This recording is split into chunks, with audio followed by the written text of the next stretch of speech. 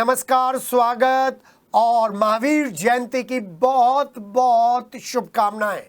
जी हाँ, वक्त हो चला है अपना जिला में प्राइम बुलेटिन का। और प्राइम बुलेटिन में जहाँ एक तरफ जुआ घरों पर एसएसपी का हंटर है, तो वहीं दबंगई है बीजेपी के पार्षद की, जिसने सफाई बंधुओं पर चलाई है पिस्टल। तो आइए नजर डालते हैं अब तक की हेडलाइंस पर। वार्ड 18 से बीजेपी पार्षद रविंद्र की गुंडई। नगर निगम डिपो में घुसकर कर्मचारी को पिस्टल से मारी गोली। गुस्साए कर्मचारियों ने दौड़ा दौड़ा कर पीटा पार्षद और उसके साथियों पर कई राउंड फायरिंग का आरोप। सूरजकुंड डिपो बना मारपीट और गोलीबारी का अखाड़ा। गोलीबारी करने वाला पार्षद लगा रहा है नगर निगम के कर्मचारियों पर आरोप और घायल ड्राइवर ने बताया कि कैसे बचाई उसने अपनी जान। सिटी हलचल सुपर एक्सक्लूसिव। नगर निगम के कर्मचारियों ने हड़ताल का किया ऐलान। 90 वार्डों में नहीं उठाया जाएगा कूड़ा। शुक्रवार को नगर निगम में बुलाई गई बैठक। पुलिस मुठभेड़ में गिरफ्तार हुए अंतर्राज्यीय वाहन चोर गिरोह के 4 सदस्य 2 लग्जरी गाड़ियों के साथ गिरफ्तार। चोरी की गाड़ियों को पश्चिम बंगाल भेजते थे। बाइक वापस न देने पर किठौर के शादाब की हुई थी हत्या। शराब पीने के बाद मारपीट और फिर ईंटों से सिर पर वार कर की गई थी हत्या। ब्रह्मपुरी में फर्नीचर बनाने की फैक्ट्री में लगी भीषण आग। घनी बस्तियों के बीच फैक्ट्रियां दे रही हैं बड़े हादसों को दावत। तेज आंधी और गरज के साथ मौसम ने बदला मिजाज। तेजी से तापमान में गिरावट। हीट वेव से होंगे लोग बेहाल। रात भर अंकित मोतला अपने राजनीतिक आकाओं की शरण लेने में रहा मशगूल। वीडियो जारी कर कहा, मैं नहीं बीजेपी का सदस्य। हार मनी इनकी चार्जशीट की टाइमिंग को लेकर उठे सवाल। सिटी हलचल की विशेष इनपुट पर एसएसपी डॉक्टर विपिन ताड़ा ने गोपनीय सूचनाओं के लिए जारी किया अपना एक विशेष नंबर। सिटी हलचल पर भी जल्द प्रसारित किया जाएगा जनहित में मैसेज। और चलते चलते में सिटी हलचल की डबल डोज। भीषण गर्मी में जिला अस्पताल में ठंडे साफ पानी की किल्लत, तो महावीर जयंती पर महिला सीनियर सिटीजन को इलाज के लिए दाखिल होने के लिए करना पड़ रहा है लंबा इंतजार। और महावीर जयंती की डैन गैलेक्सी और सिटी हलचल की तरफ से, सिटी हलचल की पूरी टीम की तरफ से बहुत बहुत शुभकामनाएं। आइए प्राइम बुलेटिन में खबरों के सफरनामे पर चलते हैं। सबसे पहले मेरठ नगर निगम बोर्ड बैठक 28 मिनट की और बखेड़ा कितना लंबा है, ये 2-3 खबरों में आपको बताएंगे। मेरठ नगर निगम की इसी खबर से आगाज कर रहे हैं। मेरठ नगर निगम के वार्ड 18 से बीजेपी पार्षद रविंद्र की खुलेआम गुंडई देखने को मिली। नगर निगम की सूरजकुंड डिपो में घुसकर कर्मचारी अविनाश को गोली लग गई है या मार दी गई है, ये आप डिसाइड करिएगा। आरोप लगाया जा रहा है कि पार्षद और उसके साथियों ने कई राउंड फायरिंग की, इससे भगदड़ मच गई। कर्मचारी अविनाश को गोली लगते ही कर्मचारियों ने बीजेपी पार्षद रविंद्र को घेर लिया और उसे दौड़ा दौड़ा कर पीटा। कर्मचारियों ने पार्षद को पीट पीट कर लहूलुहान कर दिया, तो पार्षद के आए उसके साथ ही भाग खड़े हुए। एसपी सिटी आयुष विक्रम सिंह भारी पुलिस फोर्स के साथ मौके पर पहुंचे और जैसे तैसे स्थिति को संभाला। कर्मचारी अविनाश के पैर में गोली लग गई है, उन्हें अस्पताल में भर्ती करा दिया गया, जबकि बीजेपी पार्षद रविंद्र भी लहूलुहान अवस्था में पहले जिला अस्पताल में भर्ती कराया गया, फिर दोनों को मेडिकल रेफर कर दिया गया। जिस वक्त कर्मचारी पार्षद रविंद्र की पिटाई कर रहे थे, उसके हाथ में पिस्टल भी नजर आ रही है और ये वीडियो सोशल मीडिया पर भी वायरल हो रहा है। पूरा विवाद वार्ड में कूड़ा गाड़ी ना भेजने को लेकर है, जिसमें नगर निगम के 2 अधिकारियों की भूमिका संदिग्ध बताई जा रही है। बीजेपी पार्षद रविंद्र एक महिला के साथ अश्लील वीडियो वायरल होने को लेकर सुर्खियों में आए थे। कई मामलों को लेकर विवादों में भी रहे हैं। एसपी सिटी का कहना है कि आरोपी पार्षद को हिरासत में ले लिया गया है। पिस्टल लाइसेंसी है या अवैध, इसकी जांच की जा रही है और सख्त एक्शन लेने की प्लानिंग है। रविंद्र पार्षद वार्ड 18 के जो है आए हैं अपने साथियों के साथ, यहाँ दमंगई करके गोली चला रहे थे। बस वजह उनके वार्ड में छोटा हाथी किसी कारणवश नहीं गया था। उन्होंने फ़ोन पे पहले धमकाया, मुझे नहीं जानते, ऐसे नहीं ऐसे गाली दिया। हमारे डिपो प्रभारी जी को, हमारे इंस्पेक्टर साहब को, जो डिपो कर्मचारी थे उनको। इसके बाद फिर सुनियोजित ढंग से जैसे भी रहा अपना स्कॉर्पियो भर के आए, करीब 6-7 लोग जो है, और अपना जो है बाहर से ही गोलीबारी करने लगे। रविंद्र पार्षद जी वार्ड संख्या 18 के सुबह 2 गाड़ियों पर यहाँ भर के आ रहा है। अपने राज्य जो डिपो प्रभारी हैं उनसे कुछ कहा सुनी हुई, उन्होंने कहा भाई काम करा दो, आराम से काम करा दो। इतने काम के बाद भी उन्होंने कहा मुझे काम आज ही चाहिए, उतने अगर उन्हें कहा सुनी हुई तो इतने बाद उन्होंने यहाँ गोली चला दी।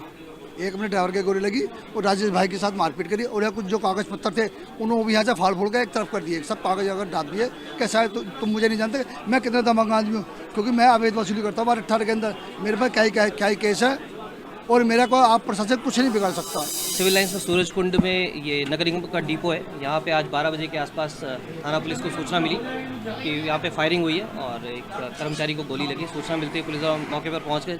जो घायल है उसका नाम अविनाश है, वो कर्मचारी नगर निगम में कूड़ा उठाता है। उसे उपचार हेतु जिला अस्पताल में एडमिट कराया गया है। और जिन्होंने फायरिंग की है उनका नाम रविंदर है, वार्ड 18 में पार्षद हैं वो, और उन्हें मौके से पुलिस द्वारा गिरफ्तार कर लिया गया है। उनके भी सिर पे चोट आई, जो पूछताछ के दौरान पता चला है कि इन दोनों की ही आपस में कूड़ा गाड़ी को लेके, किसी बात को लेके, कूड़ा उठाने को लेके कहा सुनी हुई थी, जिसके बाद जो पार्षद है वो यहाँ पे डिपो पे आए थे। उसके इनकी आपस में झड़प हुई। झड़प होने के बाद इन्होंने फायरिंग की है। पुलिस मौके पर है, शांति व्यवस्था कायम है। जो ये आरोपी है उन्हें भी चोट आई, उन्हें भी अस्पताल में एडमिट कराया गया है। मौके से जो वेपन था वो बरामद कर लिया गया है, पुलिस ने अपने कब्जे में लिया है। और यहाँ पे फिलहाल मौके पे शांति कायम है और यहाँ पे अब पुलिस अपनी कार्रवाई कर रही है। सीसीटीवी फुटेज की जांच की जा रही है। तहरीर के आधार पर सुसंगत धाराओं में मुकदमा पंजीकृत किया जाएगा तथा आवश्यक विधि कार्रवाई की जाएगी। तो अभी हमने आपको हेडलाइन में सूरज कुंड डिपो का पूरा घटनाक्रम दिखाया कि कैसे ये सूरज कुंड का एक डिपो बदल चुका है अखाड़े में। एक तरफ पिस्टल लहराई जा रही है तो दूसरी तरफ लोहे के सरिये हाथों में होने के आरोप हैं। सिटी हलचल की रिपोर्टिंग यही खत्म नहीं होती। जी हाँ, जहां दूसरों की खबर खत्म होती है वहीं सिटी हलचल अपनी खबर शुरू करता है। जिसने गोली चलाई, जिसके गोली लगी, वो ही असली कहानी बताएं तो सच्चाई आप खुद जान लीजिएगा। क्योंकि बोर्ड बैठक से पहले की बैठक बोर्ड बैठक के जनता के मुद्दों को खत्म करने के लिए, सूरज कुंड में जलाने के लिए होती है। ठीक बराबर में ये सूरज कुंड है और बोर्ड बैठक के सारे मुद्दे यही चिता में डाल दिए जाते हैं। और जब ऐसी घटना होती है जैसे कि सूरज कुंड डिपो में हुई है तो पूरे नगर निगम के काम करने का तरीका एक्सपोज हो जाता है। अभी तक महापौर की कोई बाइट हमारे सामने नहीं आई है। कानून व्यवस्था ध्वस्त हो गई है और आनन फानन में कानून व्यवस्था ध्वस्त करने वाले और घायल होने वालों को जिला अस्पताल में ले जाया जाता है। सिटी हलचल के कैमरे पर दोनों लोगों को बोलने का मौका दिया जाता है। जिन पर गोली लगाने का इल्ज़ाम है उनको भी बोलने का मौका दिया जा रहा है और गाली देने का इल्ज़ाम है उनको भी बोलने का मौका दिया जा रहा है।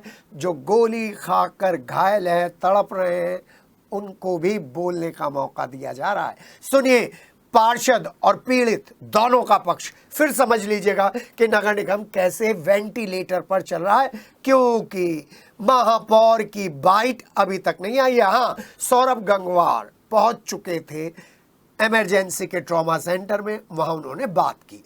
पार्षद और पीड़ित ड्राइवर को जिला अस्पताल के इमरजेंसी से मेडिकल में शिफ्ट करा दिया गया और हरपाल सिंह जो कहीं ना कहीं इसके केंद्र में थे वो चुपचाप थे, क्योंकि उनके पास पार्षद ने पहले फोन किया था कि गाड़ी क्यों नहीं भेजी गई। दोनों वर्जन सुनिए। सूरज कुंड डिपो पर गोलीबारी और गोलीबारी के बाद मारपीट के बाद पुलिस ने तुरंत स्थिति पर कंट्रोल किया। एसपी सिटी मौके पर पहुंचे और यहां पर सीओ अभिषेक तिवारी पहुंच गए ये तफ्तीश करने कि क्या क्या एक्चुअल में हुआ था। आप देख सकते हैं कि यहाँ पर सीओ अभिषेक तिवारी पार्षद से पूछ रहे हैं कि एक्चुअल में क्या हुआ। सौरभ गंगवार नगरायुक्त भी यहाँ पर है और वहीं पर आपको दिखा दें कि जिस कर्मचारी के पैर में गोली लगी है वो भी यहीं पर लेटा हुआ है। इस मामले को हाई प्रोफाइल मामला माना जा सकता है, क्योंकि जिस तरीके से सूरज कुंड डिपो पर यह गोलीबारी हुई है वो बताता है कि मामला कुछ स्पेशल है। क्योंकि कई दिनों से ये गहमा गहमी चल रही थी। सभी पार्षदों पर एक तरफ दबाव है अपने अपने वार्डों में सफाई को लेकर, और दूसरी तरफ सफाई कर्मचारियों की कमी को चलते जो डिपो में लोग काम कर रहे हैं उनके ऊपर भी दबाव रहता है। ऐसे में इन सब लोगों के बीच में ये जो घटनाक्रम हुआ है, जिसमें अभिषेक तिवारी सीओ खुद पहुंचे हैं, वो बताता है कि मामला अब कंट्रोल से बाहर है। आइए बात करते हैं इन लोगों से। जी हाँ, यहाँ पर पार्षद रविंद्र है। भाई पूरे खूनम खून में हो, फटे हुए हैं कपड़े, क्या हुआ? सर मेरे वार्ड में ना परमानेंट एक छोटा हाथी चलता है कूड़ा कलेक्शन के लिए। मेरे सुपरवाइजर ने मुझे बताया कि राजेश यादव ने मुकेश जो है मुकेश प्रभारी वहाँ उन्होंने छोटा हाथी हटा दिया। मैंने उन्हें फोन मिलाया कि मेरे वार्ड में जो कूड़े का कलेक्शन कैसे होएगा, तुमने छोटा हाथी हटा दिया। जो हमारा रूटीन का जो कूड़ा है वो हमें रोज जो है हम कहीं घेर नहीं सकते, उसे प्लांट भी लेके जाना पड़ेगा। उससे हम जो है रोज डेली का रूटीन का हमारा कूड़ा उसमें जाता है। तो उसने मुझे बताया, मैंने इन्हें फोन मिला, मैंने कहा भैया आपने एसएसपी हटा दिया। उन्होंने मेरी एक नहीं सुनी, मेरे से फोन पे जो है बदतमीजी करनी चालू। मैंने मुकेश को मिला, मुकेश ने भी मेरे से जो है फोन पर बदतमीजी करनी चालू कर दी। फिर जो मैंने डॉक्टर साहब हरपाल जी को बताया कि ऐसा ऐसा मामला है कि आपने क्यों हटा दिया, ये जो कह रहे हैं कि इनको ये किसी की नहीं सुनते, राजेश यादव और मुकेश जो है नो अपनी अपनी चलाते हैं पूरे डिपो में, नो किसी की कोई नहीं सुनते, जरा सी की ये ऑडियो आप ही का वायरल हुआ है, गाली वाला? कौन सा सर? एक ऑडियो वायरल हुआ है जिसमें कोई गाली बक रहा है और वो ऑडियो करा है, किसका है? आपका नाम लिया जा रहा है वो। सर मुझे नहीं पता सर। नहीं पता? आपके ऊपर किसने हमला किया? सर मैं पहले बताता दूं पूरी बात सर। जी। अभी सर फिर मैंने जो है नगराज साहब को फोन मिलाया, नगराज साहब ने फोन नहीं उठाया। ठीक, फिर जो है मैंने कि मेरे बात तो करने चला, क्या मामला क्या नहीं, क्यों परमानेंट क्यों हटा दिया। वो इसी बीच में 100-125 थे कम से कम, ये 25-30 इनके हाथ में रोड थी। जाती ऑफिस में जो है इन्होंने ढे दबा दो लट रोड चारों तरफ से, बस मैं तो बेहाल कर दिया पूरा, बिल्कुल जो है मुझे नीचे गिर दिया उन्होंने, मुझे होश नहीं रहा। फिर जो है आपने अपनी सुरक्षा के लिए कुछ करा? मैंने नहीं करा अपनी सुरक्षा के लिए, मेरे पे भी अपना सरकारी पिस्टल है, मैंने ना कोई गोली चलाई ना कुछ, क्योंकि मैं बात करने गया। बस आपने बाहर निकाल के डराने की नहीं, कुछ भी नहीं करा, उन्होंने अपना आप निकाल ली मेरी छीन के। मगर जो मेरी साथ के जो लड़के थे उनमें से जो है एक के पास थी पिस्टल, उसने जो है जब मैं बिल्कुल मरा देख लिया उन्होंने हवाई फायरिंग एक हवाई फायरिंग करा बस जी बचाओ। कुछ कहना है आपको नगराज से? नगराज साहब से ये कहना है कि जब इतने हावी बाबू हो रहे हैं, इतने सब कुछ जो है पार्षद भी जो है सब लोग मिलकर एक हमारा निगम है, परिवार है ये, तो हमें जो पहली बात तो मेरा फोन उठना चाहिए था, मेरा फोन नहीं उठा, इतना बड़ा हादसा ना भी होता। डॉक्टर साहब को भी ये सोचना चाहिए था, डॉक्टर साहब को उनसे तुरंत बात करते कि मतलब जो है ऐसे तुमने हाथी छोटा हाथी क्यों हटाया। उनका काम तो हम भी जानित कर रहे, कोई अपने घर में तो हम यूज नहीं कर रहे उसे, कहीं अपने घर में नहीं चला रहा उसे। इन्हें भी पहले बात करनी चाहिए थी, जाती जो है 25-30-40 जने लठ डंडे सरिये और ये लेके जो है ऐसा नहीं करना चाहिए, तो बहुत ज्यादा गलत करा इन सब। भाई आपकी एक ऑडियो वायरल हो रही है जिसमें गाली देते हुए नजर आ रहे हैं, वो आप ही की आवाज है किसी और? सर मेरी आवाज। एक तरफ पार्षद अपना इलाज करा रहे हैं और दूसरी तरफ ये कर्मचारी है, पैर में गोली लगी हुई है, हालत इस समय क्रिटिकल है। सारे मजदूर भाई यहाँ पर खड़े हैं। भाई क्या नाम है आपका? सर मेरा नाम अविनाश। अविनाश, क्या हुआ था एक्चुअल में? पार्षद जी 10-12 जनों के साथ में आए थे जी, और आके ऑफिस में कहासुनी होने लगे इनकी, कहासुनी होने लगी। 10-12 जन थे, मारपीटाई होगी जी स्टार्ट की। तो ऑफिस में बाहर की तरफ को भागे, इनके साथ के बाहर गए, बाहर जाके एकदम फायरिंग करी। जब फायरिंग की आवाज आई, मैं ऑफिस में को साइड में को जो हुआ तो मेरे पैर में गोली लगी एकदम अचानक। मुझे बाद में जब चीज लगी ना, जब देखा मैंने पैर उठा के तो मेरा खून में आया था। एक बात बताओ, आप सफाई कर्मचारी हो? नहीं सर, मैं ड्राइवर सर। ड्राइवर हो? कौन से इलाके में काम करते हो आप भाई? मैं तो हापुड़ रोड पे हूँ सर। हापुड़ रोड पे, वहाँ पे ड्यूटी लेने आए थे अपनी? जी जी जी। कितनी देर तक ये हंगामा चलता रहा? सर काफी देर हंगामा हुआ जी। काफी देर हंगामा। कुछ कहना है आपको? तो ये कहना है जी, अगर ड्राइवरों की ऐसे सुरक्षा नहीं है, सफाई कर्मचारियों की सुरक्षा नहीं है, तो क्या होगा? सर आप घबराओ मत भैया, क्यों घबरा रहे हो भाई?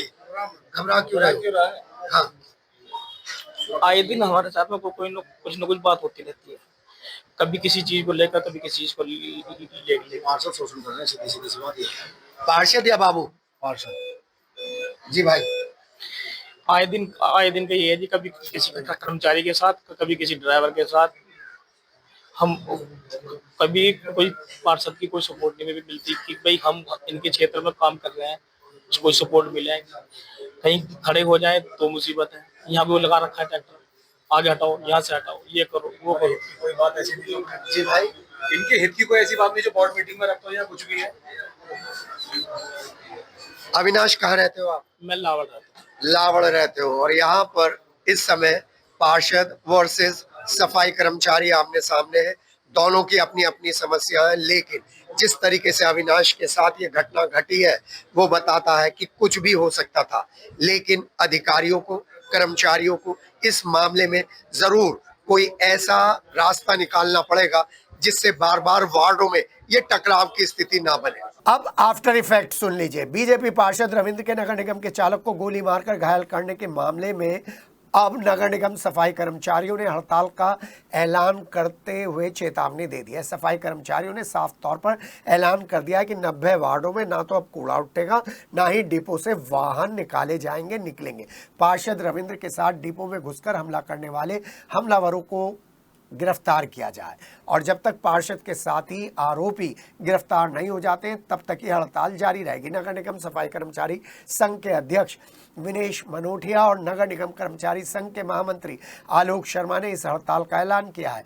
जल मल कर्मचारी संघ भी इस हड़ताल में शामिल हो गया है। सफाई कर्मचारी इतने आक्रोशित हैं कि अपर नगरायुक्त प्रमोद को घेर कर जमकर उन्होंने भड़ास निकाली और सीधे कहा, पानी सिर से ऊपर आ चुका है, अब आर पार की लड़ाई होगी। सूरजकुंड डिपो में पहुंचे नगरायुक्त सौरभ गंगवार को कर्मचारियों ने घेर लिया और सीधे तौर पर कहा, पार्षदों की मनमानी बढ़ती जा रही है, कर्मचारी को गोली मारी जा रही है, ऐसे में ईंट से ईंट बजा दी जाएगी। कर्मचारियों ने नगर निगम में 11 बजे गेट पर मीटिंग बुलाई है, यानी कि गेट मीटिंग बुलाई है। आज पार्षदों की इतनी हिम्मत हो गई कि ये सरेआम सफाई मजदूरों पर गोलियां चला रहे हैं, तो कानून नाम की चीज जो है वो तो खत्म हो रही है। अगर किसी पार्षद को कोई सफाई कर्मचारी डांट देता है तो ये सारे जो है सफाई कर्मचारी के विरोध कार्रवाई करते हैं, और हमारे भी लोग जनप्रतिनिधि वो उनके साथ खड़े होते हैं। आज इन्होंने पूरे नगर को पंगु बना के रख दिया, जिसमें सफाई कर्मचारी का कोई इनसे ताल्लुक नहीं है। आप अपने वार्ड के जनप्रतिनिधि हैं और आप सफाई कर्मचारियों पर गोली बरसा रहे हैं। ये सीधा सीधा खिलवाड़ है, और सफाई मजदूर जब तक इनकी गिरफ्तारी नहीं होगी कोई काम पे नहीं जाएगा। मेरठ पुलिस और स्वाट टीम ने मुठभेड़ के बाद अंतर्राज्यीय वाहन चोर गिरोह के 4 सदस्यों को गिरफ्तार करने में सफलता पाई है। सरदना थाना इलाके से इन बदमाशों की गिरफ्तारी उस वक्त हुई मुठभेड़ के साथ जब वो चोरी की गई फॉर्च्यूनर और क्रेटा कार को पश्चिम बंगाल जाकर बेचने की प्लानिंग कर रहे थे। पुलिस प्लानिंग के टाइम ही पकड़ लेती है। सुन लीजिए जरा खबर। पुलिस ने जब इन बदमाशों को रोका तो इन्होंने फायरिंग कर दी और मुठभेड़ के बाद घेराबंदी की गई, इन्हें दबोच लिया गया। पकड़े गए वाहन चोरों के नाम हम आपको बता रहे हैं, आमिर, आलिम, कासिम और माजिद खान। इनके कब्जे से तमंचा, कारतूस और खोखे बरामद कर लिए। इस खबर से सिटी हलचल की उस खबर की पुष्टि हुई है जिसमें हम बार बार आपको बता रहे हैं कि मेरठ का वाहन कमेला शिफ्ट कर दिया गया है। आमिर और आलिम मुजफ्फरनगर, कासिम और माजिद मेरठ के रहने वाले हैं। एसपी क्राइम अवनीश कुमार ने पीसी में खुलासा किया है और दोनों गाड़ी दिल्ली से चोरी की गई थी, फर्जी कागजात तैयार कराए गए थे। ये गैंग पश्चिम बंगाल में चोरी की गाड़ी कम दामों पर बेच देता था। 6 साथियों के नाम भी पुलिस को मिले हैं जिनके लिए गिरफ्तारी करने के लिए पुलिस ने प्रोग्राम चॉकआउट कर लिया है।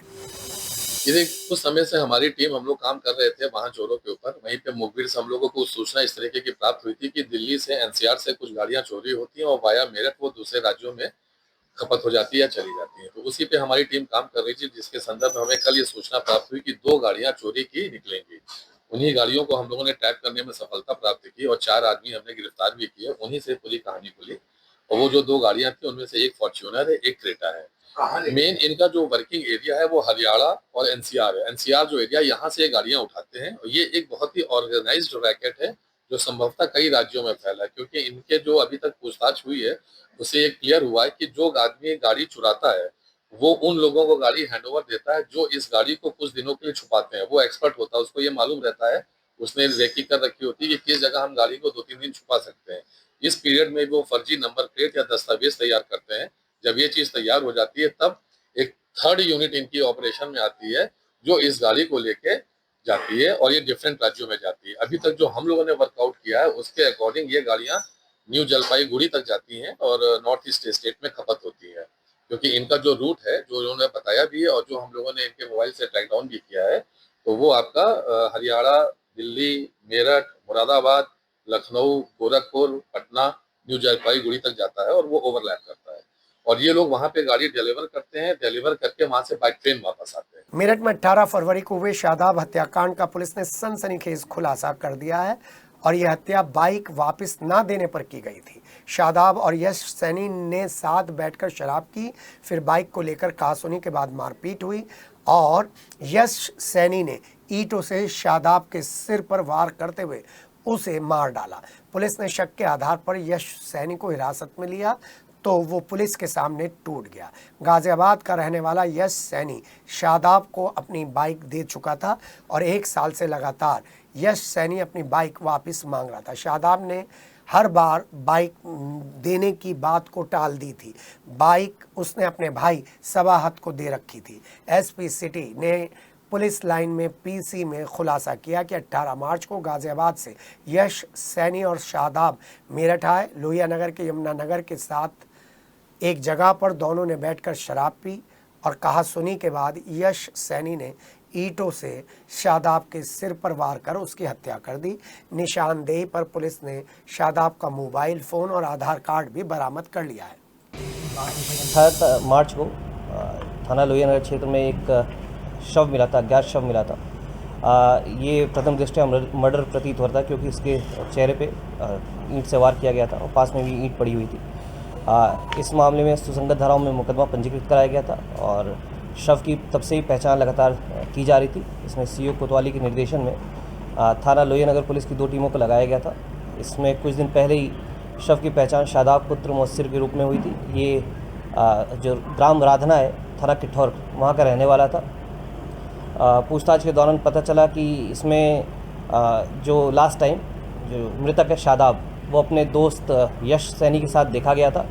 इस आधार पर जब यश को पूछताछ के लिए बुलाया गया तो उसने बताया कि 18 तारीख की शाम को जो यश और शादाब हैं ये लोग गाजियाबाद से मेरठ आए थे, परतापुर आए। परतापुर से आने के बाद ये लोग यमुना नगर गए थे।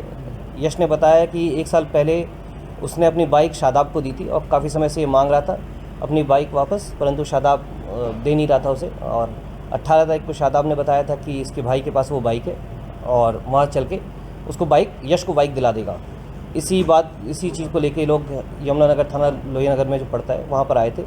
पहले अपने भाई के पास ये शादाब गया था, उससे कुछ पैसे लिए, उसके बाद इसको ये दिलासा दिला के कि तुम्हारी बाइक अभी कुछ देर में मिल जाएगी। इसके बाद ये यहाँ पे एक शराब की दुकान पे गए। शराब की दुकान पे इन्होंने शराब खरीदी। उसके बाद एक खाली प्लॉट पे शादाब और यश दोनों लोगों ने शराब पिए। शराब पीने के दौरान इन लोगों की आपस में कहासुनी हुई, जिसके बाद शादाब ने एक थप्पड़ यश को मार दिया था और शायद ईंट से इसको ये वार भी किया है। उसी ईंट को छीनकर यश ने शादाब को सिर पे 2 वार किए, जिससे उसकी मृत्यु हो गई। जब उसने इंश्योर कर लिया वो मर चुका है, उसके बाद ये मौके से उसका आधार कार्ड और फ़ोन लेके फ़रार हो गया। वहाँ आगे जाके इसने एक मिल्लत होम्स पड़ता है, वहाँ पे इसने जो फ़ोन है और आईडी कार्ड जो इसकी आधार कार्ड है वो इसने छुपा दिया था। उसके बाद ई रिक्शा पे बैठ के उसने ई रिक्शा को बताया कि मेरा एक्सीडेंट हो गया, क्योंकि इसके भी चोट लगी हुई थी। ये वहाँ पे PL शर्मा जाता है, वहाँ पे अपना इलाज कराता है, अपने घर वालों को बुलाता है, उसके बाद ये वहाँ से फ़रार हो जाता है। इसमें जो अभियुक्त है यश सैनी, उसे गिरफ़्तार कर लिया गया है। जो पत्थर था जिससे इसने वार किया था वो भी पुलिस के पास है। आईडी जो कार्ड है और जो फ़ोन है वो भी पुलिस ने बरामद कर लिया है। अब इसे माननीय न्यायालय के सामने पेश कर आवश्यक विधिक कार्रवाई की जा रही है। ब्रह्मपुरी इलाके में फर्नीचर फैक्ट्री में भीषण आग लगने के बाद अफरा तफरी मच गई। देखते ही देखते आग ने विकराल रूप धारण कर लिया। कई किलोमीटर दूर से धुएं के काले गुबार नजर आ रहे हैं। ठीक आपको बता दें 2010 में इसी तरीके के काले गुबार नजर आए थे विक्टोरिया पार्क से। स्थानीय लोगों ने आग बुझाने का प्रयास किया, आग विकराल होती चली गई। दमकल विभाग की कई गाड़ियां मौके पर पहुंची, लेकिन संकरी गली होने की वजह से घंटों की मशक्कत के बाद आग पर काबू पाया गया। मामला ब्रह्मपुरी थाना इलाके के ब्रह्मपुरी का है। अतुल जैन की फर्नीचर की फैक्ट्री है। अचानक से आग की लपटें देखकर लोग दहशत में आ गए। लाखों रुपए का माल जलकर खाक हो गया है। आग लगने के कारणों की जांच हो रही है। आग बुझाने के बाद इलाके के लोगों ने राहत की सांस ली है और लोग दबे मुंह इस बात की चर्चा कर रहे हैं कहीं इंश्योरेंस की रकम पाने के लिए और घाटे से उबरने के लिए तो ये आग शॉर्ट सर्किट से नहीं लगी।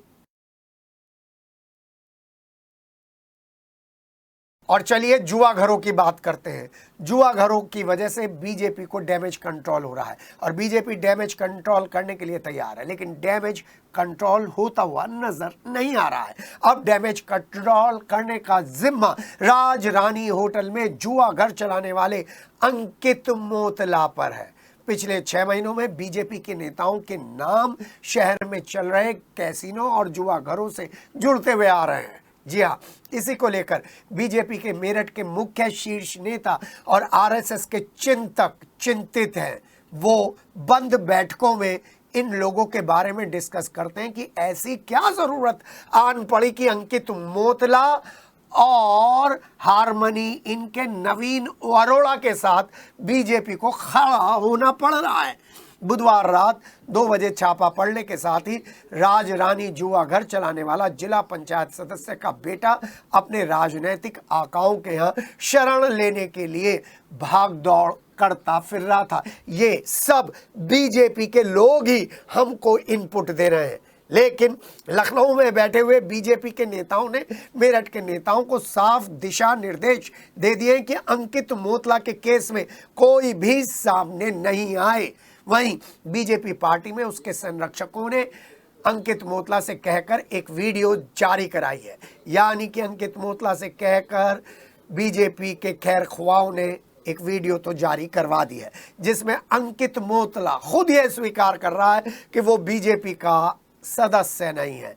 अंकित मोतला का वीडियो और बीजेपी नेताओं के स्टेटमेंट के बीच में वो तस्वीरें आकर खड़ी हो जाती हैं जिसमें कभी गौरव चौधरी नाम के जिला पंचायत अध्यक्ष नजर आते हैं और कभी दूसरे बीजेपी के नेता। जी हाँ, इनके रिश्ते ढूंढने का काम अब तेजी से पकड़ता जा रहा है। इस मामले में सरदना विधायक संगीत सोम की चुप्पी लोगों के बीच में चर्चा का विषय है। पुलिस भी हैरान है कि इतने बड़े स्तर पर जुआ घर चल रहा था और स्थानीय स्तर पर भनक भी नहीं लगी। एसएसपी समेत तमाम पुलिस अधिकारी जुए की इतनी बड़ी रकम को लेकर हैरान है।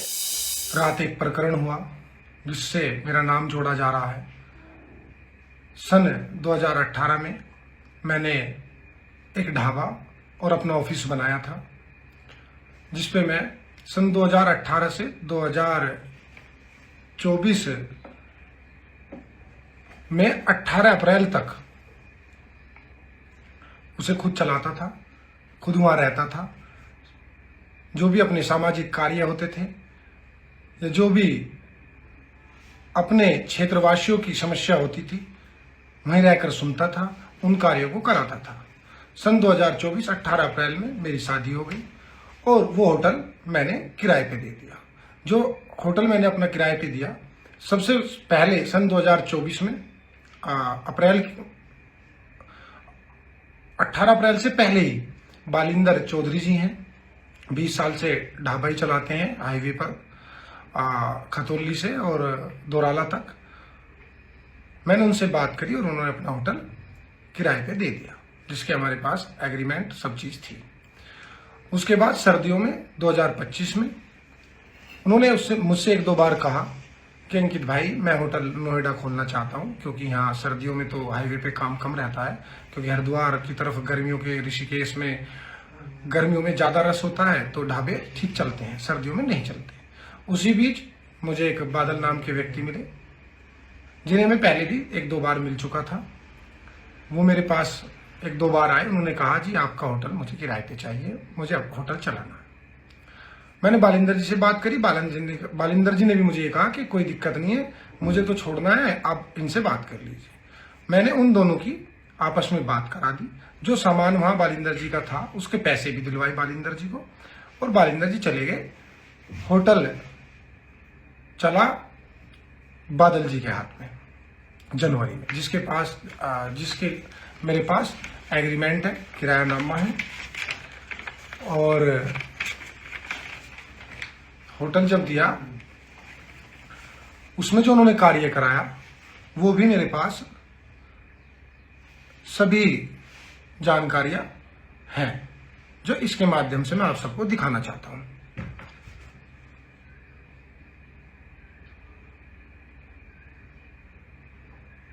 ये हिसाब है जो उन्हीं के पास गए हुए हैं, क्योंकि वो मेरठ के थे, तो जो होटल पे उन्होंने कार्य कराए, जो काम हुआ, उन सब का हिसाब भी उन्हीं के फोन के द्वारा, उन्हीं के नंबर पर सब हिसाब किताब, सब पर्याप्त जो जानकारी है वो सभी मेरे पास है। सभी साक्ष्य मेरे पास हैं कि पिछले 1 साल से मैंने होटल किराए पे दे रखा है।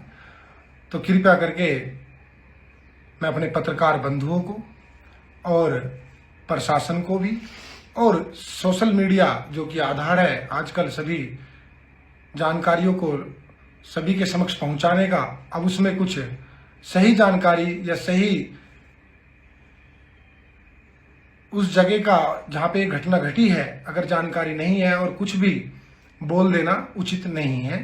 पहले आप पूरी पर्याप्त जानकारी करें और प्रशासन भी इसकी तह तक जाए। और अगर प्रशासन को मुझसे कोई साक्ष्य चाहिए, मैं खुद चाहिए, जहां मुझे प्रशासन बुलाएंगे, प्रशासन के कोई व्यक्ति मुझे बुलाएंगे, मैं वहां जाने के लिए तैयार हूं। उधर बीजेपी के हलकों में अंकित मोतला को लेकर आरोप प्रत्यारोप का दौर लखनऊ तक पहुंच चुका है। जिला पंचायत सदस्य के बेटे होने के नाते बीजेपी के नेताओं से अंकित मोतला की नजदीकियां बीजेपी के नेताओं के गले का फंदा बनते जा रही हैं। बीजेपी के स्थापना दिवस पर विपक्षी द्वारा जो हमला किया गया था उसका बचाव करने के लिए खुद जिला अध्यक्ष शिव कुमार राणा को स्वयं मैदान में उतरना पड़ा। सोशल मीडिया पर सबसे ज्यादा अंकित मोतला की नजदीकियां जिला पंचायत अध्यक्ष गौरव चौधरी के साथ चर्चा में है। दूसरे नंबर पर सरदना के पूर्व विधायक ठाकुर संगीत सोम के साथ उनकी नजदीकियों को लेकर चर्चाओं का बाजार गर्म है। वहीं ऊर्जा राज्य मंत्री डॉक्टर सोमेंद्र तोमर ने तो ऐसे लोगों को खुलकर जवाब देना भी शुरू कर दिया है जो अंकित मोतला और बीजेपी के बीच नजदीकियां ढूंढ रहे हैं। फिलहाल तो एसएसपी डॉक्टर विपिन ताड़ा राज रानी होटल के जुआ कांड की खुद छोटी सी छोटी जांचों में मशगूल है। इस प्रकरण की जांच इंस्पेक्टर सुभाष को सौंप दी गई है और एसएसआई संजय कुमार द्विवेदी की तरफ से होटल मालिक अंकित मोतला और उसके पार्टनर तरुण मलिक सहित 34 लोगों के खिलाफ मुकदमा दर्ज किया गया है। सभी 31 लोगों को कोर्ट में पेश करने के बाद जेल भेज दिया गया है और अंकित मोतला के ठिकानों पर 24 घंटे के बाद छापेमारी का रिजल्ट 0 है, 0 है, 0 है। विगत दिवस अंकित मोतला निवासी दादरी थाना दोराला के होटल पर पुलिस ने छापा मारकर जो 19 लाख रुपए की नकदी 37 व्यक्तियों को बरामद किया, 20 लग्जरी गाड़ी। अंकित मोतला का भारतीय जनता पार्टी से कोई लेना देना नहीं है, न ही भारतीय जनता पार्टी का वो कार्यकर्ता है, न वो हमारे विचार परिवार से जुड़ा हुआ। 2024 का चुनाव उन्होंने समाजवादी पार्टी को लड़ाया। जिला पंचायत का चुनाव भी वो हमारे विपरीत खिलाफ जाकर लड़ा। और इस तरह के लोगों की जो है न ये हमारे विचार परिवार में इनकी कोई जगह है। तो मैं इसका पूरी तरह खंडन करता हूं। जो भी मीडिया के मेरे बंधु अधिकारी तो जो इसे भाजपा का कार्यकर्ता या भाजपा नेता लिख रहे हैं, भाजपा नेता नहीं, ये भाजपा का कार्यकर्ता भी नहीं है। भारतीय जनता पार्टी मेरठ जिले के 2700 सक्रिय सदस्य हैं, ये सक्रिय सदस्य भी नहीं है। वहीं हारमोनी इन होटल केस में पुलिस ने आखिरकार चार्जशीट तो दाखिल कर दी है और वो चार्जशीट ठीक उसी समय दाखिल की गई है जब होटल राजरानी में 31 जुआरी और 17 लाख रुपए कैश पुलिस के हाथ लगे हैं। जनता में चर्चा है कि होटल राजरानी जुआ कांड से ध्यान हटाने के लिए ये टाइमिंग चुनी गई है। 21 अक्टूबर को डॉक्टर विपिन ताड़ा एसएसपी मेरठ के निर्देश पर होटल हार्मनी इन में ऑन द स्पॉट पुलिस ने कैसीनो पर रेड मारी थी और करोड़ों रुपए के कॉइन्स बरामद किए थे, लेकिन पुलिस के किसी बड़े अधिकारी ने इस सूचना को लीक कर दिया था, जिसकी वजह से कई नामी गिरामी पकड़ में नहीं आ सके और केस कमजोर करने की कोशिशें शुरू हो गई। कुछ लोग तो अखबार पर और चैनलों पर खुलेआम सौदेबाजी कर रहे थे नवीन अरोड़ा की तरफ से। वहीं होटल व्यवसायी और बीजेपी नेता नवीन अरोड़ा जब मुख्य आरोपी बनाए गए तो पुलिस ने बता दिया कि वो किसी दबाव में नहीं आने वाली है और बीएनएस की धारा 112 में केस दर्ज किया गया। मेरठ के गुब्बारा व्यवसायी से लेकर रियल एस्टेट व्यवसायी, हैंडलूम व्यापारी, फल आड़ती, धागा कारोबारी, मेटल कारोबारी, इन सब को मेरठ पुलिस ने आरोपी बनाया है। पुलिस सूत्रों से जानकारी मिली है कि सीओ अभिषेक तिवारी जल्द ही चार्जशीट कोर्ट में शामिल करेंगे। होटल में कैसीनो टेबल पर जुआ खेलने और शराब पीते हुए और विदेशी बालाओं के जरिए होटल सर्विस प्रोवाइड कराते हुए की वीडियो आरोप पत्र में शामिल की गई है। आपको बता दें, एसएसपी डॉक्टर विपिन ताड़ा ने जिस तरीके से निष्पक्ष जांच की है उसको लेकर बीजेपी के उन लोगों में थोड़ी सी हलचल मच गई है जो बीजेपी के टाइम बीइंग यानी कि पार्ट टाइम वर्कर है और जो सत्ता का मजा लूटने के लिए बीजेपी में शामिल हुए हैं। पिछले 6 महीने में लाखों करोड़ों रुपए के जुआरियों के पनाहगार के तौर पर, कैसीनो के तौर पर मेरठ का नाम आने के बाद मेरठ के पुलिस अधिकारी खासे चिंतित हैं। जनप्रतिनिधि चिंतित है या नहीं, या बीजेपी चिंतित है या नहीं, या आरएसएस चिंतित है या नहीं, इसका फैसला आप करिएगा। फिलहाल तो जुआ, सट्टा, नशीले पदार्थ, होटलों में देह व्यापार और अवैध खनन को लेकर, उनको रोकने को लेकर पुलिस मेगा प्लान बनाने में जुट गई है। एसएसपी और एसपी क्राइम खुद हैरान है, अचंभित है कि इतने से छोटे से होटल में, होटल राजरानी में 17 लाख रुपए जुए के बरामद हुए। उन्हें उम्मीद थी कि 4-5 लाख रुपए ही बरामद होंगे, लेकिन जब जुए में बरामद रकम को गिनना शुरू किया तो 17 लाख रुपए की रकम को देखकर एसएसपी, एसपी क्राइम और एसपी सिटी चौंक गए। उसके बाद एसएसपी डॉक्टर विपिन ताड़ा ने मेरठ को जुए, नशे और देह व्यापार से मुक्ति दिलाने के लिए कमर कस ली है। सिटी हलचल को एक विशेष इनपुट मिली है कि एसएसपी डॉक्टर विपिन ताड़ा ने गोपनीय सूचनाओं के लिए अपने एक विशेष नंबर को जारी किया है। सिटी हलचल पर भी जल्द ही एसएसपी डॉक्टर विपिन ताड़ा की जनहित में एक अपील जारी की जाएगी, प्रसारित की जाएगी, जिसमें उन लोगों के लिए बहुत बड़ा संदेश है जो कहीं ना कहीं पर्दे के पीछे रहकर योगी शासन को और पुलिस को सहयोग करना चाहते हैं, जिससे कि जनपद में अपराधों के खिलाफ पुलिस को सहयोग दिया जा सके और पुलिस बड़ा एक्शन ले सके। बीते दिनों गढ़ रोड के होटल हार्मनी इन में पुलिस ने छापा मारकर करोड़ों के कॉइन का जुआ होते हुए जब पकड़ा था, तब से ही ये प्लानिंग चल रही थी। राजरानी, दौराला, दादरी में जुआ खेलते हुए 31 लोगों को गिरफ्तार किया गया है और उनके पास से लाखों रुपए की रकम बरामद की गई है। तो एसएसपी डॉक्टर विपिन ताड़ा और डीआईजी कलानिधि नेथानी इस बात को महसूस करने लगे हैं कि ऐसे और भी कैसीनो होंगे मेरठ में जहां पर जुआ खुलेआम खिलवाया जा रहा होगा। जनपद मेरठ में जुआ, सट्टा और अवैध कारोबार करने वालों में अब भय का माहौल नजर आ रहा है। वहीं इस कार्रवाई का संज्ञान लेते हुए खुद एसएसपी विपिन ताड़ा ने जो विशेष नंबर जारी किया है उसके बारे में हम आपको बताते हैं। एसएसपी विपिन ताड़ा द्वारा साफ तौर पर ऐलान किया गया है, अगर कहीं पर भी अवैध कारोबार, अवैध धंधे होते हुए नजर आए तो कोई भी व्यक्ति उनके पास कॉल कर उनको इंफॉर्मेशन दे सकता है। उनका नाम पूर्णतः गुप्त रखा जाएगा। एसएसपी को अवैध धंधों के बारे में बताने वाले व्यक्ति का नाम किसी भी हालत में किसी को नहीं बताया जाएगा, वो एसएसपी खुद ही अपने पास रखेंगे। एसएसपी विपिन ताड़ा द्वारा जारी किया गया नंबर हम आपको बता रहे हैं 9454404001। एक बार और सुन लीजिए 9454404001, जिस पर आप भी कॉल कर सकते हैं, आप भी कॉल कर सकते हैं, आप भी कॉल कर सकते हैं अगर आप जागरूक दर्शक हैं। वहीं एसएसपी डॉक्टर विपिन ताड़ा उन पुलिस कर्मियों का भी रिकॉर्ड खंगाल रहे हैं, डेटा तैयार करवा रहे हैं जो पुलिस की सूचनाएं गैर कानूनी धंधों में लिप्त लोगों को लीक करते हैं, पहुंचा देते हैं और पुलिस का अभियान टाइम फिस हो जाता है।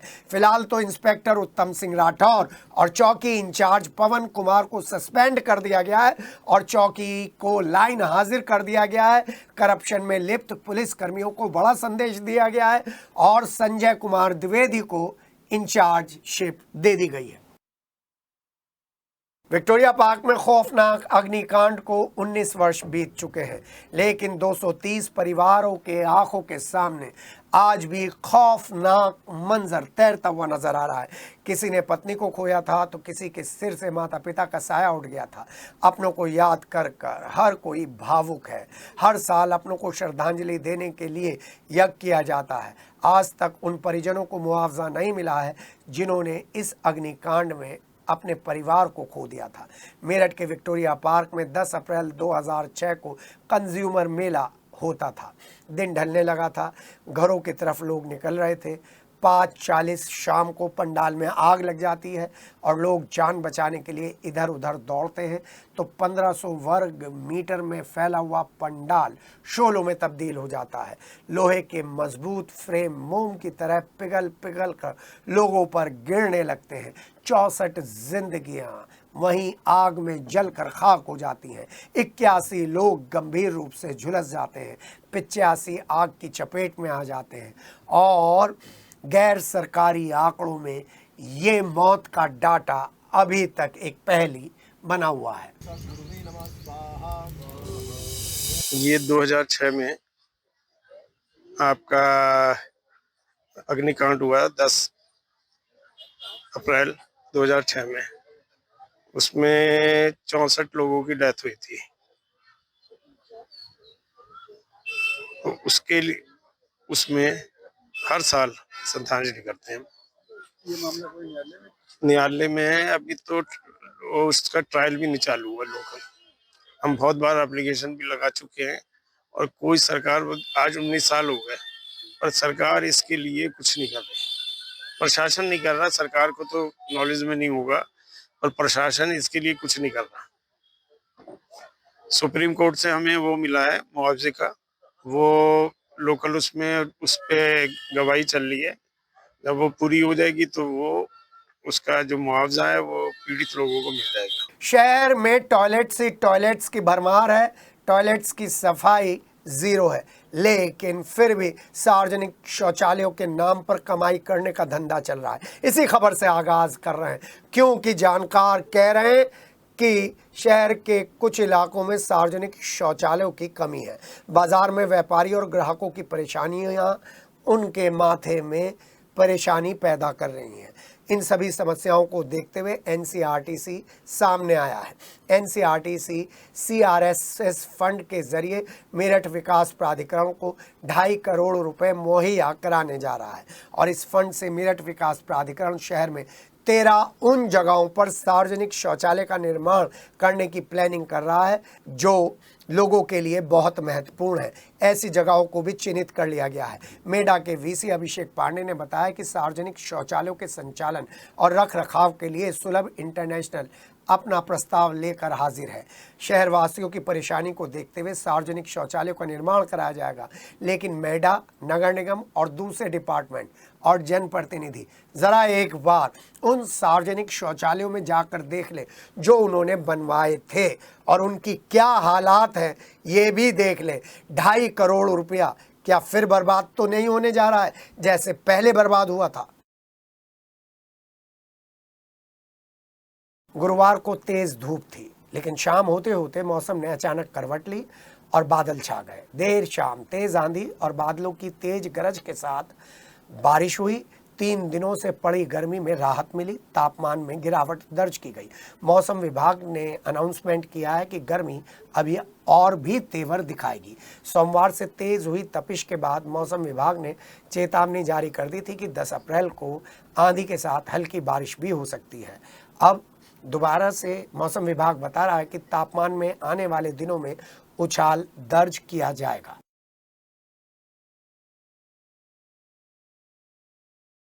बुधवार को पांडव नगर के डी ब्लॉक में शुरू हुई श्रीमद् भागवत कथा के दूसरे दिन गुरुवार को कथावाचक जयप्रकाश शास्त्री ने सभी श्रद्धालुओं को भगवान की कथा सुनाई और उनके द्वारा किए गए कार्यों के बारे में अवगत कराया।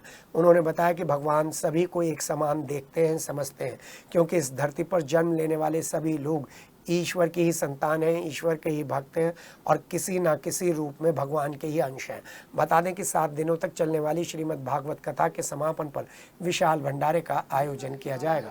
आप जैसे संतों के दर्शन बड़ी भाग्य से होते, बड़ी पुण्य से होते। तो इसलिए यहाँ पर नारद जी महाराज को आवाज उनको अच्छा लगा जब नारद जी महाराज ने सोचा कि मैं वृंदावन का भ्रमण करती हूँ।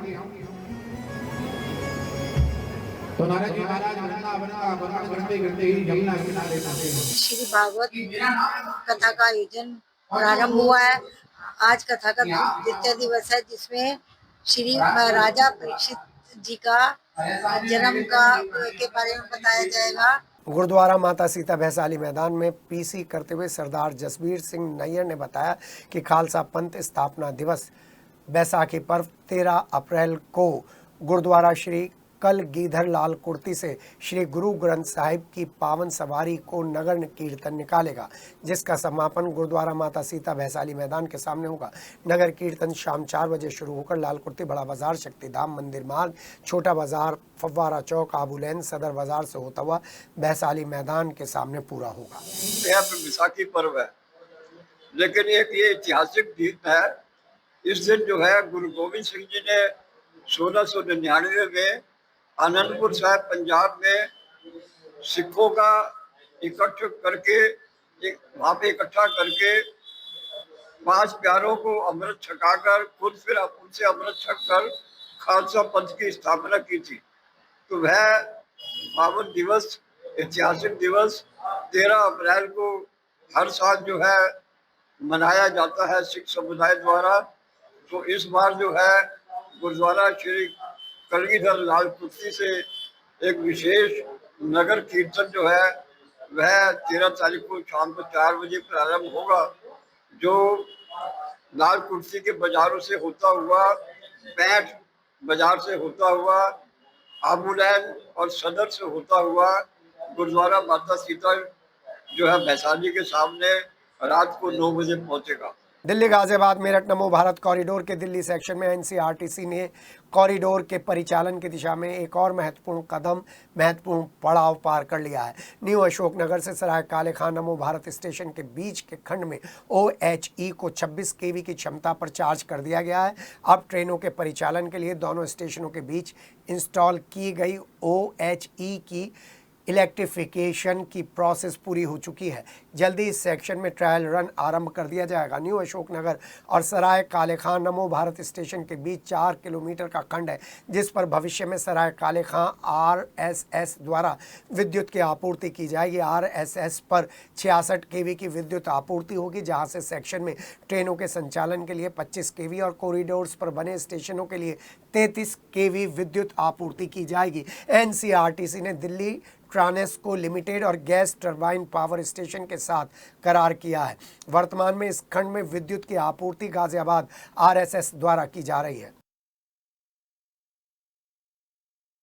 सरदना में महावीर जयंती के उपलक्ष्य में भव्य शोभा यात्रा का आयोजन किया गया, जिसका आरंभ पदम प्रभु बड़ा जैन मंदिर चौक बाजार से हुआ और यह यात्रा गुजरान गेट, अशोक स्तंभ, गंज बाजार, कालन चुंगी के साथ शहर के दूसरे स्थानों पर होती हुई वापस वहीं पर आई जहां से शुरू हुई थी और इस शोभा यात्रा में शहर के गणमान्य भी मौजूद थे। यात्रा के दौरान सुरक्षा के मद्देनजर बड़ी संख्या में पुलिस बल भी तैनात था। महिलाएं भी इस यात्रा में शामिल थी। शोभा का नगर में जगह जगह स्वागत सत्कार किया गया और शाम के समय पांडुकशिला रोड पर भगवान महावीर के नमन के बाद शोभा यात्रा का समापन हुआ। महावीर जयंती के उपलक्ष्य में गुरुवार को मवाना के सुभाष चौक पर स्थित श्री बड़ा दिगंबर जैन मंदिर में भव्य शोभा यात्रा के आयोजन में महावीर स्वामी जी की मूर्ति को रथ पर विराजित किया गया और बैंड बाजे, ढोल नगाड़ों और धार्मिक गीतों के साथ ये शोभा यात्रा शहर के विभिन्न इलाकों से निकाली गई और फिर वापस उसी स्थान पर पहुंची जहां से ये शुरू हुई थी। इस शोभा यात्रा में जैन समाज के लोगों ने महावीर स्वामी जी के गीतों पर जमकर नृत्य किया और इसका भव्य स्वागत भी हुआ। पल्लवपुरम स्थित अंसल टाउन कॉलोनी में सेक्स रैकेट की सूचना पर पल्लवपुरम पुलिस ने छापा मारा और छापामारी के दौरान पुलिस ने फ्लैट से 6 युवक और 6 युवतियों को दबोच लिया। तलाशी लेते हुए पुलिस ने मौके से शराब की बोतल और नशे की सामग्री भी बरामद की है। घटना की सूचना पर सीओ दौराला भी मौके पर पहुंच गए। पुलिस ने मौके से फ्लैट के मालिक और उसके बेटे को भी हिरासत में ले लिया है और सभी युवक युवतियां बालिग बताई जा रही हैं। फिलहाल सभी को हिरासत में लेकर थाने भेज दिया गया है। काफ़ी दिनों से ऑनलाइन बुकिंग के जरिए सेक्स रैकेट चल रहा था। शिकायत पहले भी पुलिस से की गई थी, लेकिन अब एसएसपी और एसपी क्राइम के इंटरवीन करने के बाद फ्लैट संख्या L205 पर यह छापेमारी की गई है, जो एक डॉक्टर का है। फ्लैट संख्या 206 में रहने वाली महिला ने बताया काफ़ी समय से ये एंटी सोशल एलिमेंट्स यहाँ पर आ रहे थे। उन्होंने कोई कार्रवाई नहीं। 5 मिनट खड़े होके सुना, जब 5 मिनट बाद फिर मुझे बेल्टों के मारने की आवाज आई और साथ में एक लड़की की, ऐसे मत कर, ये क्या कर रहा है तू, ये मत कर, ये ठीक नहीं है। तब जाके मेरा माथा ठिनका और मैंने हल्की सी वीडियो भी बनाई और फिर मैंने तुरंत पुलिस को कॉल करी 100 नंबर। हस्तिनापुर के गणेशपुर में शराब ठेके के सेल्समैन की हत्या करने वाले वांछित बदमाश को हस्तिनापुर पुलिस ने गिरफ्तार कर लिया। गणेशपुर चौराहे पर बीती 16 मार्च को शराब ठेके के सेल्समैन अजय की हत्या के संबंध में मृतक अजय के पिता रमेश सिंह ने थाना हस्तिनापुर पर 6 लोगों के खिलाफ मुकदमा दर्ज कराया था। पुलिस 2 लोगों को पहले ही गिरफ्तार कर चुकी है और तीसरे हत्यारोपी गणेशपुर गांव के रहने वाले योगेश को भी गिरफ्तार कर लिया है और थाने में पूछताछ जारी है और पूछताछ करने के बाद कोर्ट में पेश कर जेल भेज दिया।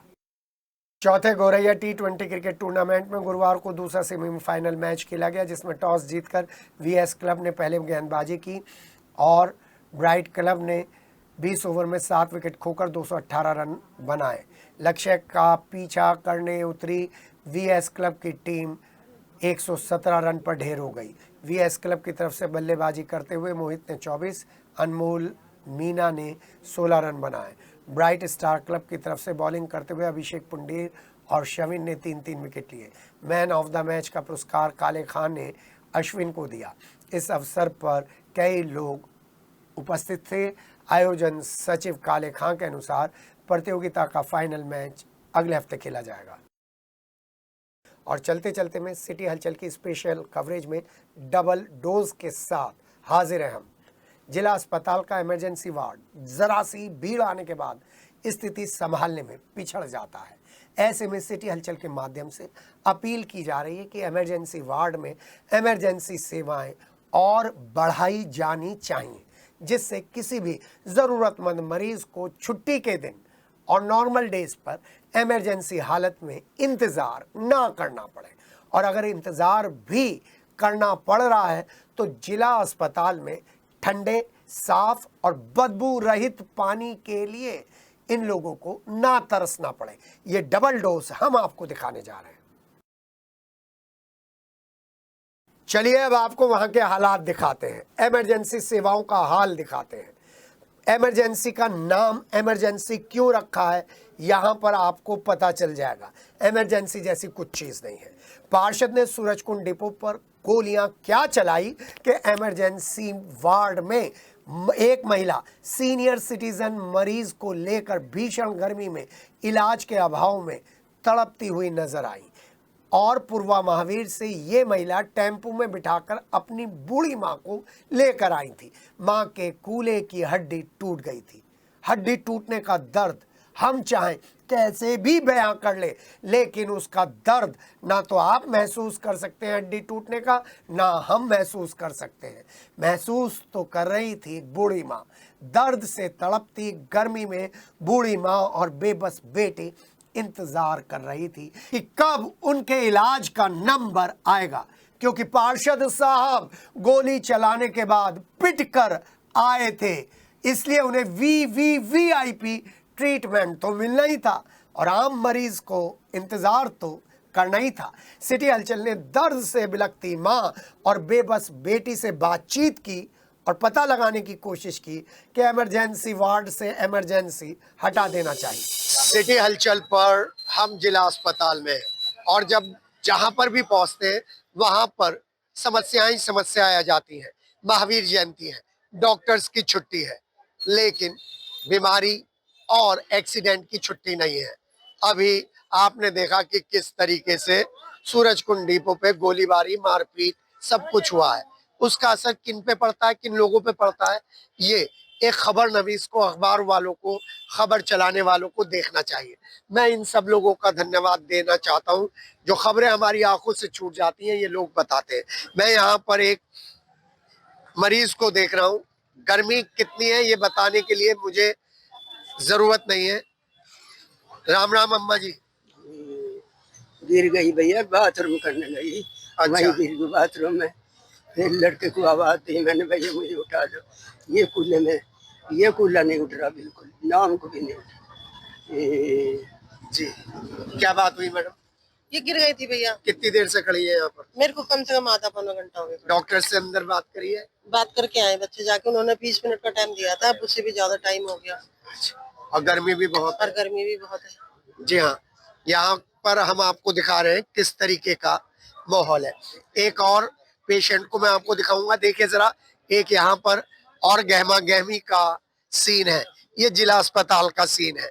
जिला अस्पताल के इन सीनों के बीच में आप 8 साल की खुशियां मनाइए, आप दूसरी बातें करिए, लेकिन जिला अस्पताल में महावीर जयंती की इस छुट्टी पर आपको दिखा रहे हैं क्या यहाँ पर मामला है, किस तरीके से ये सब लोग एम्बुलेंस में लेकर जा रहे हैं। मेरे साथ मेरे सहयोगी वंश है और लेटेस्ट तस्वीरें दिखा रहे हैं।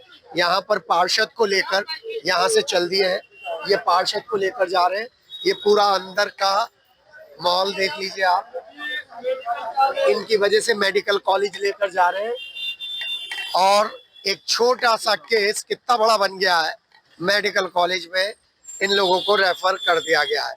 चलिए, यहाँ पर अब उन मरीजों को इलाज मिल जाएगा जो यहाँ पर बहुत देर से खड़े हैं। एक और मरीज दिखाता हूँ आपको। जब दर्द से तड़पती हुई बूढ़ी मां से बात कर रहे थे तभी किसी ने बताया कि एक और सीनियर सिटीजन, महिला सीनियर सिटीजन को सांस नहीं आ रहा है, उल्टियां आ रही हैं, झाग मुंह से निकल रहे हैं और 1 घंटे से इलाज के लिए उन्हें इंतजार करना पड़ रहा है। हम दौड़कर इन सीनियर सिटीजन महिला के पास पहुंचे तो पता चला कि वाकई 1 घंटे से इंतजार चल रहा है। वीआईपी वार्ड 18 के पार्षद का इलाज चल रहा है, बयान लिए जा रहे हैं और महिला सीनियर सिटीजन मुश्किल से एक सांस ले पा रही हैं। महावीर जयंती की छुट्टी है, इसलिए इमरजेंसी के डॉक्टरों से ही काम चलाना पड़ेगा। तो सवाल इतना बड़ा, इमरजेंसी वार्ड को भी गजेटेड और दूसरी छुट्टियों में क्यों ना बंद कर दिया जाए अगर व्यवस्था नहीं है तो। आज महावीर जयंती पर मैं आपको जिला अस्पताल की व्यवस्थाएं दिखा रहा हूँ, जिला अस्पताल की कमी नहीं बता रहा हूँ। बस ये सोचना बहुत जरूरी है कि जो बीमारियां आती है, जो दुर्घटनाएं आती हैं, वो त्योहार देखकर नहीं आती। एक और अम्मा जी हमारे साथ है। राम राम जी, क्या बात हुई, क्यों आई है? बेटा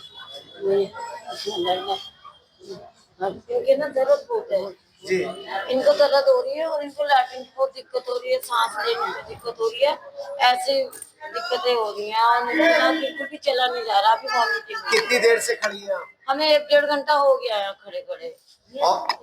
अभी वहाँ पे वो ये केस चल रहा था ना, तो इस वजह से आपको यहाँ बिठा दिया गया। हम तो यहाँ लेके आए, वहीं खड़े होते गेट पे, वॉमिटिंग हो रही थी तो मैं यहाँ ले आई। गर्मी के मारे इनकी तबीयत बहुत ज्यादा सी, एकदम लंबे लंबे सांस ले रहे, कह रहे घर चलो, मुझे नहीं रुकना, मेरी हालत खराब ज्यादा हो गई है। जी हाँ, यहाँ पर महावीर जयंती पर आप अलग अलग तरीके की पूरे शहर में सीन देखेंगे, लेकिन जिला अस्पताल में जब हम आए हैं तो करुणा और परोपकार की बात करनी जरूरी है। डॉक्टर्स अपनी ड्यूटी कर रहे हैं, हम नहीं कह रहे कि डॉक्टर्स ड्यूटी नहीं कर रहे हैं, लेकिन एक एक डेढ़ घंटे का इंतजार, 20 से 25 मिनट का इंतजार अगर उम्र का चौथा बसंत पार कर चुकी महिलाएं करती हैं तो फिर आप सोच सकते हैं कि छुट्टियों के दिन हमें वैकल्पिक व्यवस्था बनानी होगी। हमारे यहाँ पर जितने भी जनप्रतिनिधि हैं, चाहे वो किसी भी पार्टी के हैं, वो करीब घूमने ही आ जाएं छुट्टी के दिन, लेकिन यहाँ पर आकर लोगों की समस्याएं तो देखें। पानी की समस्या है, सीवर का पानी बबल रहा है, और छुट्टी के दिन तो अगर आप किसी मुसीबत में गिर गए तो फिर भगवान भरोसे हैं। अपने सहयोगी वंश के साथ के सिटी हलचल। ये तो एक सीन हो गया, और अब चलते चलते की डबल डोज, यानी कि जिला अस्पताल की डबल डोज वहां की व्यवस्थाओं को लेकर। यदि आप जिला अस्पताल में साफ, ठंडे और बदबू रहित पानी की उम्मीद कर रहे हैं तो आपकी उम्मीद बिल्कुल बेकार है, क्योंकि यहाँ पर तो तीमारदार ही तरस रहे हैं ठंडे, साफ और बदबू रहित पानी के लिए। हाँ, एक बात और, इन पावर पॉइंट्स के पास बजाते हुए सीवर और सीवर से निकलता गंदा बदबूदार पानी आपको बता देगा कि आप जिला अस्पताल में तो नहीं हैं। हाँ, इन सब की सुध ली जाएगी, लेकिन कब सुध ली जाएगी ये बड़ा सवाल है। जब अधिकारियों का मन होगा तब सुध ली जाएगी, जनप्रतिनिधियों के पास टाइम होगा तब सुध ली जाएगी। नगर निगम के नगरायुक्त यहीं तक आए थे, अगर कोई उन्हें ये पूरा सिस्टम दिखा देता तो तब सुध ली जाती। स्वास्थ्य सेवाएं जो हैं आयुष्मान कार्ड से शुरू होकर आयुष्मान कार्ड पर ही आकर दम तोड़ देती है, ये व्यवस्थाएं बता रही हैं। यकीन नहीं आ रहा ना मेरी बात का? तो चलिए सिटी हलचल की टीम के साथ ग्राउंड जीरो पर चलिए और देखिए वाटर पॉइंट और वाटर पॉइंट के आसपास के सीवरों का हाल सिटी हलचल की टीम के साथ। हाँ, इलाज मुफ्त जरूर है, लेकिन पानी के लिए आपको पैसा खर्च करना पड़ेगा, क्योंकि कैंटीन और आसपास के दुकानदारों का खर्चा पानी बेचकर ही तो निकल रहा है। जनप्रतिनिधियों की बात मत करिएगा सिटी हलचल के साथ, क्योंकि जनप्रतिनिधि अपने बनाए हुए कार्यक्रम के अनुसार ही काम करते हैं। संसद में तो वो सवाल ही सवाल उठाते हैं, विधानसभा में वो सवाल उठाते हैं, वो सवाल जो जन समस्याओं से नहीं जुड़े हैं, जिनसे चैनलों की टीआरपी अवश्य बढ़ जाए। लेकिन जन समस्याओं के लिए तो कोई अगर आपकी आवाज उठाएगा तो वो आपका चैनल सिटी हलचल है, और हम इसीलिए ये कार्यक्रम, ये रिपोर्टिंग ग्राउंड जीरो से आपको दिखा रहे हैं। जिला अस्पताल की सारी सुविधाएं आला दर्जे की हो सकती हैं, चेकिंग टाइम टू टाइम हो रही है, लेकिन सबसे बड़ी समस्या पानी को लेकर है। यहाँ पर एक तो पानी के पॉइंट में से दो में से एक ही पॉइंट चल रहा है, और दूसरा पानी ठंडा नहीं है। जो लोग कैमरे पर नहीं बोलना चाह रहे हैं उन्होंने हमको बताया है कि पानी में एक अजीब तरीके की स्मेल है, मजबूरी में हमें पीना पड़ता है। एक हमारे साथ भाई आए, हम उनसे पूछने की कोशिश करते हैं, भाई पानी का कैसा हिसाब किताब है यहाँ पर? जी भाई। ये एक तो पानी ठंडा नहीं है, पानी नॉर्मल आ रहा टैंक में, पब्लिक परेशान है, और पानी का थोड़ा टेस्ट खारेपन पे है। खारेपन पे है जी। बहुत सारे लोगों की परेशानी, आपने हिम्मत करी, आप बोलने की कोशिश कर रहे हैं, बाकी के लोग नहीं बोल रहे हैं।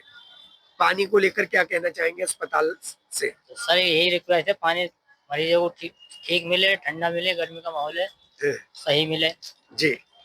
यहाँ पानी की दिक्कतें हमेशा से होती रही है। मैं आपको बता दूं, ये यहाँ पर काई किस तरीके से यहाँ पर जमी हुई है, और ये एक तो टूटी चल नहीं रही है, एक ही टूटी चल रही है, और दूसरी यहाँ पर देखिए कितना धीरे धीरे पानी आ रहा है, नॉर्मल पानी है। और इस पानी की समस्या को लेकर राष्ट्रीय उपाध्यक्ष बीजेपी के और राज्यसभा सांसद डॉक्टर लक्ष्मीकांत वाजपेयी भी कई बार शिकायत कर चुके हैं। डीएम डॉक्टर वीके सिंह जब शुरू में आए थे, उन्होंने भी यहाँ पर पानी का मामला देखा था, और जिस तरीके की ये गंदगी है और पानी की निकासी नहीं है, वो जिला अस्पताल की A+ की जितनी भी सुविधाएं हैं उस पर ग्रहण लगा रहे हैं। सीवर लबालब भरा हुआ है, और यहाँ पर जो लोग रात में आते हैं परेशान हो जाते हैं। हम भी यहाँ पर एक खबर करने आए तो मरीजों ने महावीर जयंती के दिन हमसे शिकायत की कि भैया हमारी पानी की समस्या सुलझवा दीजिए, क्योंकि पानी की समस्या कोई सुनता नहीं है। इस तरीके की गंदगी है। वो अलग बात है, हम अंदर तक घूम कर आए, कोई और कमी नहीं है, लेकिन यहाँ पर बदबू के मारे खड़ा होना मुश्किल है। आप देख लीजिए, लोग आते हैं और कैमरा देखते एकदम चले जाते हैं, क्योंकि बोलना नहीं चाहते, यहाँ पर सुविधाएं लेते हैं। पानी की व्यवस्थाएं कैसी है दोस्त यहाँ पर? यहाँ पर पानी की व्यवस्था थोड़ी पानी की व्यवस्था इतनी बुरी है, यहाँ इतनी बुरी है कि भाई साहब एक एक बूंद पानी आता है, लोग बाग यहाँ तरसते हैं पानी के लिए। मैं बता रहा हूँ। सही कह रहे हैं भाई जी, बिल्कुल सही कह रहे हैं। ये पानी की सुविधा होनी चाहिए, क्योंकि पेशेंट इतना गंदगी देखिए कितना ज्यादा यहाँ पर वो है, इससे तो पेशेंट और भी ज्यादा बीमार हो सकता है पानी पीकर। ये सुविधा सही होनी चाहिए। जी हाँ, हम आपको सीवर के बाहर लीक होता हुआ पानी दिखाते। पानी दो अलग तरीके का, एक पानी सीवर से लीक हो रहा है, एक पीने का पानी आ नहीं रहा है। पानी नहीं लिया भाई, क्या हुआ? ये पानी कहाँ से भरे? कहाँ से भरे? इनमें पानी नहीं आ रहा था। अच्छा, बहुत हल्का भी आ रहा है या तो आ ही नहीं रहा? बहुत पानी का टेस्ट कैसा है? टेस्ट अभी चेक ही नहीं करा, अभी आया जी। तो आपकी समस्याएं आपके सामने सिटी हलचल पर। हम कमियां नहीं निकाल रहे, हम सुझाव दे रहे हैं, इन कमियों को दूर किया जाए। अभी अप्रैल 10 है, गर्मी आने वाली है, ठंडा पानी नहीं दे सकते, साफ पानी तो दीजिए और इन सीवर्स का इंतजाम कीजिए अपने सहयोगी वंश के साथ। के सिटी हलचल। और अपना जिले के इस विशेष बुलेटिन में आपसे विदा ले रहे हैं, इस वादे के साथ अपना जिला आपको खबरों के बीच में बनाए रखेगा, टीआरपी के लिए काम नहीं करेगा, क्योंकि ये पोर्टल, ये चैनल आपका है, इसलिए नाम है अपना जिला। हमें दीजिए इजाजत, नमस्कार।